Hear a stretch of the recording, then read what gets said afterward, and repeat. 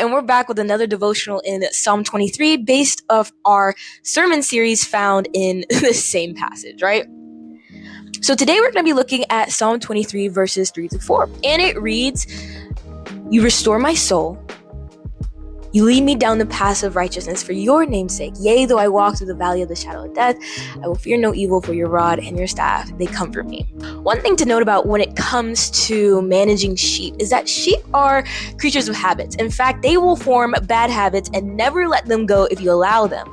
If sheep are left to their own devices, they will actually graze the fertile ground that they are living in to the point where it would no longer be fertile or viable for them to continue to live in. They develop parasites, sickness, all types of diseases, and it's just no longer good. It's a lose-lose situation for everyone.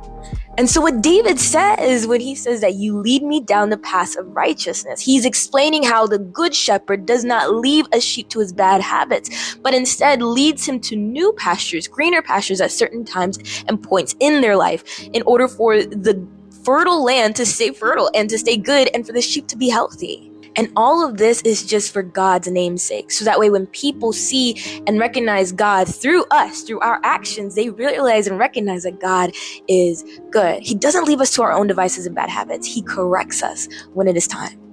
Then David goes on into verse 4 and says, "Yea, though I walk through the valley of the shadow of death, I will fear no evil, for your rod and your staff, they comfort me." It is important to note that for a shepherd, rod, staff, especially for the primitive shepherd, that was their main use for protection for themselves as the shepherd and also for the sheep.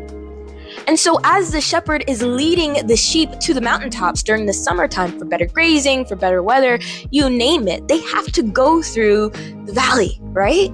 And the reason why they go through the valley is because it's easier to climb up the valley that way, and then also there's tons of water and places for the sheep to rest.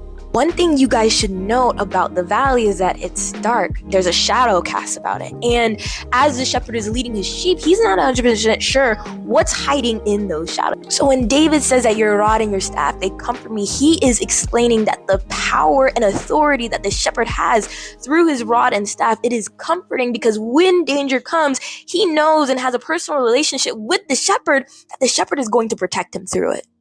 I don't know about y'all, but I'm so glad I serve a good shepherd. It's one who is attentive to my soul. He restores me when I need to, and he guides and he protects me wherever I go. My question for y'all is, do you know the good shepherd?